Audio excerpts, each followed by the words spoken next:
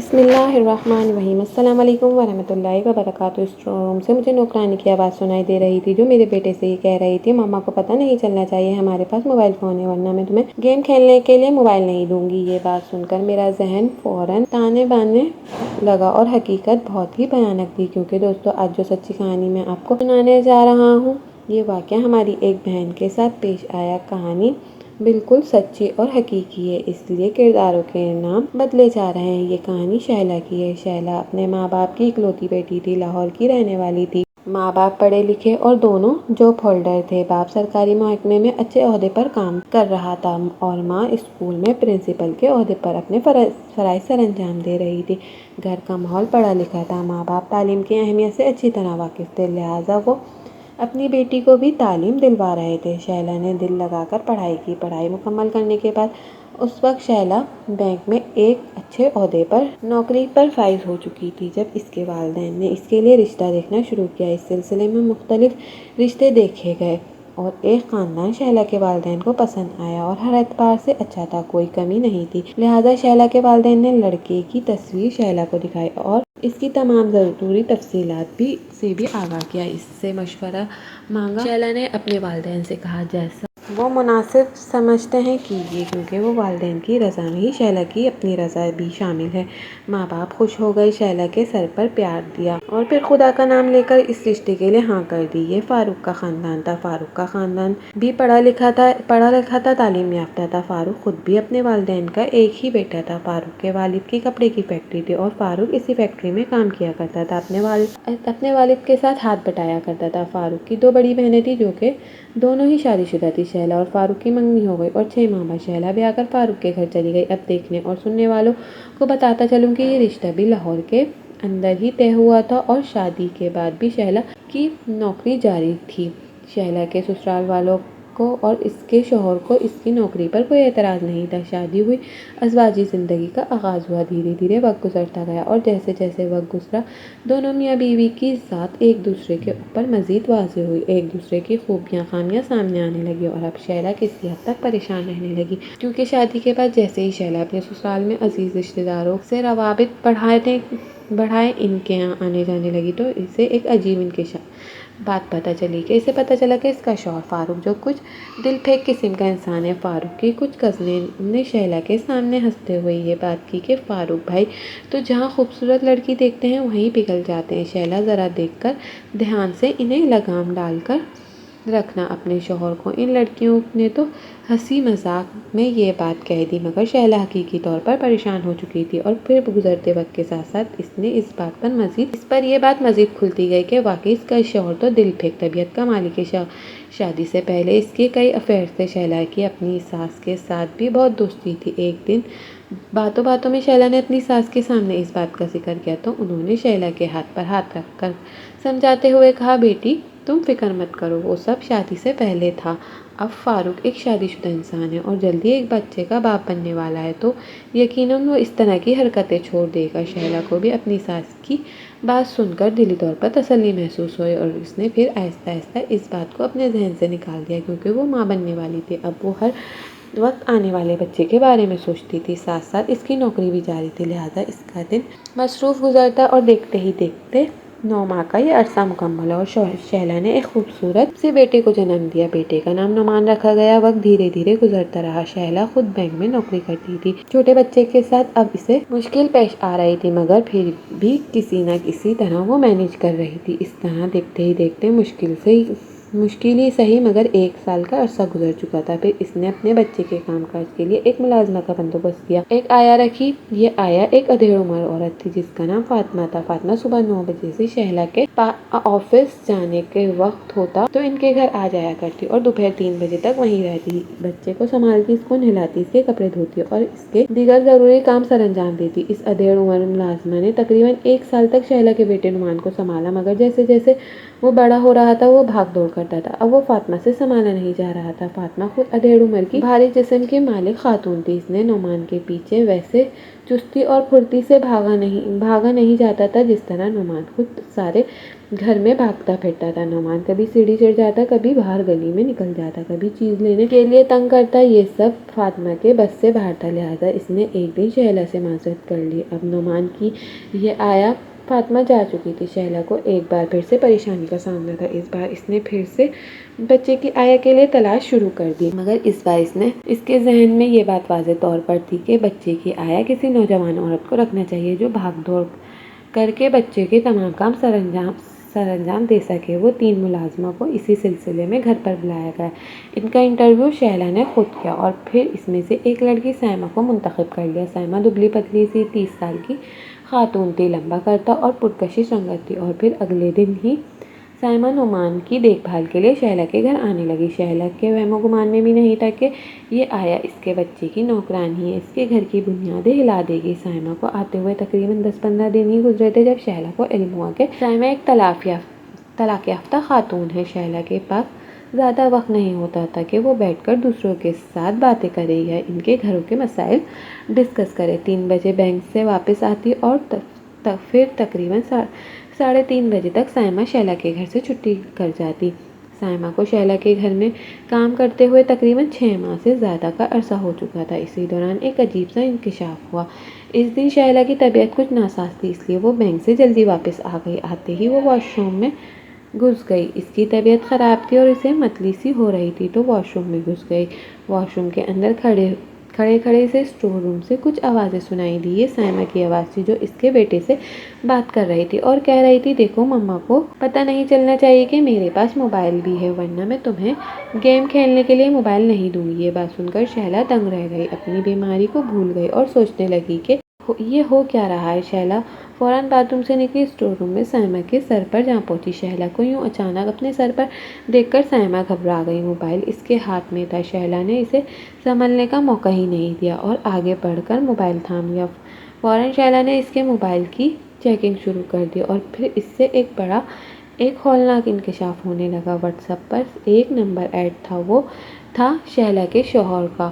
کال log میں صرف ایک نمبر کال کی گئی تھی اور وہ نمبر تھا شہلا کے شوہر کا۔ شہلا حیران رہ گئی، یہ نوکرانی اس کے گھر کو دیمک کی طرح چاٹ رہی تھی اور شہلا بےخبر تھی۔ شہلا نے فوراً اس فون کو دیوار پر دے مارا اور فون چکنا چور ہو گیا۔ شہلا نے اپنے بیٹے کا بازو پکڑا اور اسے کمرے میں لے گئی، بیٹے کو اندر بٹھا کر ٹی وی پر کارٹون لگا دیا اور خود ساس سسر کے پاس آ کر انہیں ساری بات بتا دی۔ اتوار کی بات ہے تو اس وقت شہلا کا شوہر فاروق بھی گھر پر ہی تھا اور وہ واش روم میں نہا رہا تھا۔ وہ جیسے ہی واش روم سے باہر آیا تو اس کے والد نے اسے برآمدے میں آواز دی، وہ باہر آ کر میری بات سنو۔ شہلا فوراً اٹھ کر کچن میں چلی گئی۔ ساس سسر نے بیٹے کو خوب لعنت ملامت کی اور شرم دلانے کی کوشش کی، تم اب ایک شادی شدہ انسان ہو، ایک بیٹے کے باپ ہو، گھر کی نوکرانی اور بچے کی آیا کے ساتھ چکر چلاتے ہو، تمہیں ذرا برابر بھی شرم نہیں آتی، تم ہماری عزت کے ساتھ کھیل رہے ہو۔ اگر تم نے یہ کام جاری رکھے تو میں تمہیں جائیداد سے آگ کر دوں گا۔ فاروق کو اندازہ بھی نہیں تھا کہ اس کا چوری چھپے چلایا گیا یہ افیئر دل لگی اسے اس طرح اچانک سامنے آ جائے گی اور بری طرح گڑبڑا گیا، اور اوپر سے اس کے والد نے اسے بری طرح سے لتیڑا تھا اور دھمکی بھی خاصی بڑی دی تھی اور اسے جائیداد سے آگ کر دیں گے۔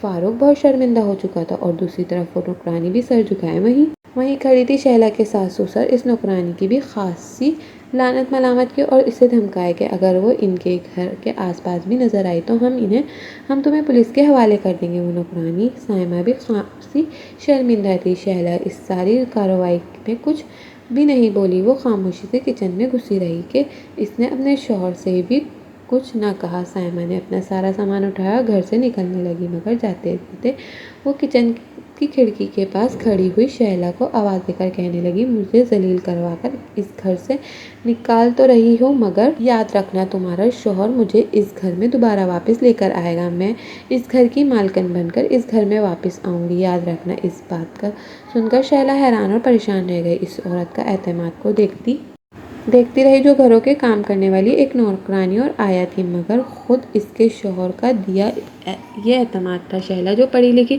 بااعتماد اور نوکری یافتہ عورت تھی، اس کی آنکھوں میں آنسو آ گئے کہ میرے سامنے ایک نوکرانی اپنی اوقات کی وہ مجھے اس طرح کے الفاظ کر گئی ہے، مگر اس کے باوجود شہلا نے بہت ہمت سے کام لیا اور اس نے اپنے شوہر سے اس بارے میں کوئی ذکر نہیں کیا۔ شہلا کا خیال تھا کہ اس کے ساس سسر کافی حد تک معاملے کو سنبھال چکے ہیں، اس لیے مجھے اس بات کو نئے سرے سے چیڑ پھاڑنے کی ضرورت نہیں۔ شہلا نے خاموش رہی۔ دونوں میاں بیوی کے درمیان ایک اندیکھی سی دیوار کھڑی ہو چکی تھی، اور پھر کچھ دن بعد فاروق کو خود ہی احساس ہوا کہ ظاہر ہے غلطی اسی کی تھی تو معافی بھی اسی ہی مانگنی چاہیے۔ فاروق نے شہلا سے معافی مانگی، اس سے وعدہ کیا کہ وہ دوبارہ اس طرح کی ایسی کوئی بھی غلطی نہیں کرے گا۔ شہلا نے بھی فاروق کو معاف کیا اور یوں بات آئی گئی ہو گئی۔ دوسری طرف سے شہلا کے سسر نے اپنی طرف سے ایک عقل مندی اور دکھائی۔ انہوں نے فاروق کی ڈیوٹی فیکٹری کے ایک ایسے ایریا میں لگائی جو صبح 9 بجے سے شام 6 بجے تک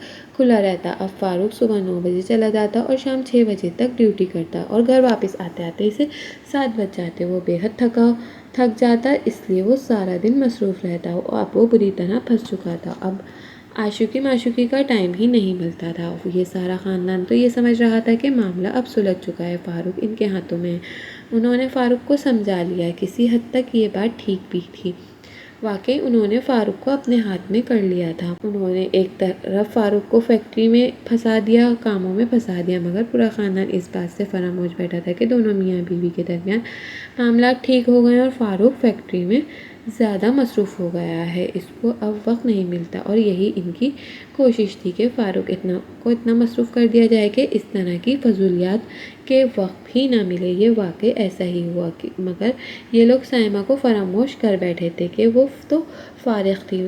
عشق کا بھوت اس کے سر پر چڑھ کر ناچ رہا تھا۔ پھر ایک ایسا دن آیا جس نے اس کے پورے خاندان کو ہلا کر رکھ دیا، ایک ایسا واقعہ رونما جس کے بارے میں کبھی کسی نے سوچا بھی نہیں تھا ایسا ہو بھی سکتا ہے۔ اس دن فیکٹری میں فاروق سے ملنے کے لیے کوئی عورت پہنچی۔ چوکیدار نے انٹر کام پر فاروق کو بتایا، آپ سے ملنے کے لیے کوئی عورت آئی ہے۔ وہ اپنا نام نہیں بتا رہی، وہ کہہ رہی ہے مجھے فاروق صاحب سے ملنا ہے۔ فاروق اس وقت ورکر کے ساتھ میٹنگ میں تھا۔ فاروق نے کہا کہ اسے دفتر میں بٹھاؤ، میں آ رہا ہوں۔ 10-15 منٹ بعد وہ میٹنگ سے فارغ ہو کر دفتر میں پہنچا۔ یہ دیکھ کر حیران رہ گیا، سامنے سائمہ بیٹھی تھی۔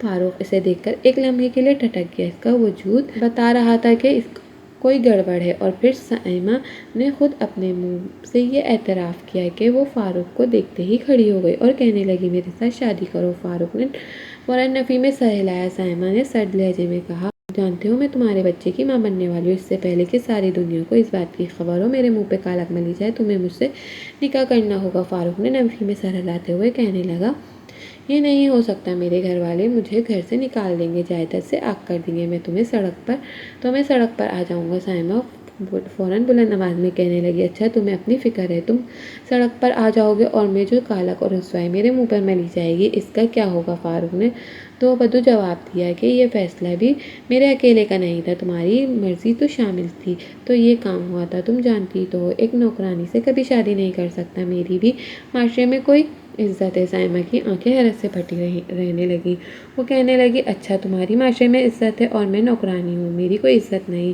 جب یہ پیٹ بڑھے گا تو دنیا کو پتہ چلے گا۔ طلاق یافتہ ہے، میرا شوہر نہیں ہے، اس کے باوجود ماں بننے والی ہوں، تو تمہارا کیا خیال ہے؟ مجھے پھولوں کے ہار پہنائے جائیں گے، میری بے عزتی نہیں ہوگی، میری رسوائی نہیں ہوگی۔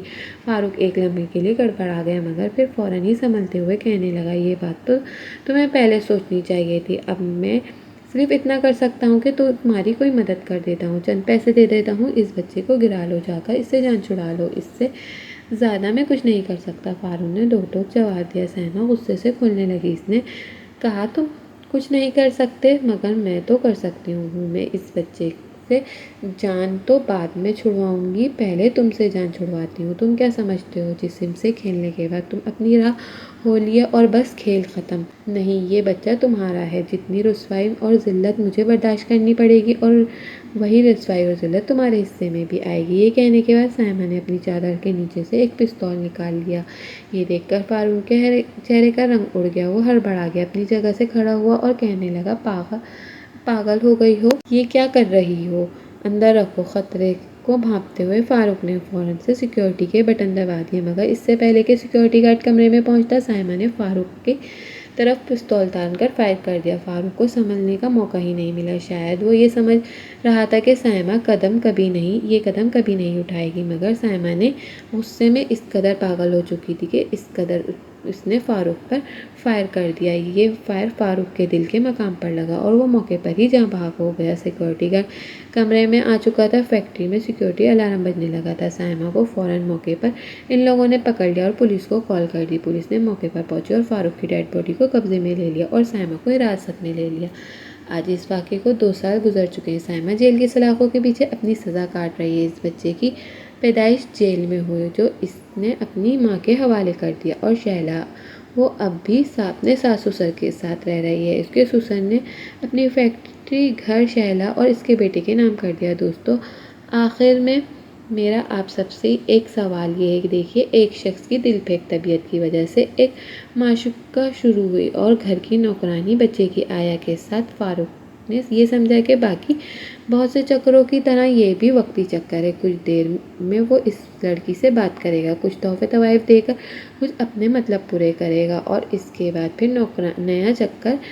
مگر دیکھیے اس کا نتیجہ کتنا برا نکلا۔ شہلا کے ہاتھ میں کیا آیا؟ بیواگی۔ اس کے بچے کے حصے میں کیا آیا؟ یتیمی۔ آخر اپنے بھائیوں سے گزارش ہے کہ خدا را اپنے گھروں پر توجہ دیجیے، اپنی بیویوں پر توجہ دیجیے، کیونکہ اس طرح کے نامحرم رشتے اور عاشقی معشوقی بعض اوقات اس طرح کے خطرناک موڑ بھی لے سکتی ہے، جو خطرناک موڑ فاروق کی زندگی میں آیا، جس نے اسے منو مٹی تلے جا سلایا۔ ناظرین، اس طرح کی سچی کہانیاں اور سچے واقعات سننے کے لیے ہماری ویڈیو کو لائک کریں، شیئر کریں اور ہمارے چینل کو سبسکرائب کرنا مت بھولیں۔ شکریہ، اللہ حافظ۔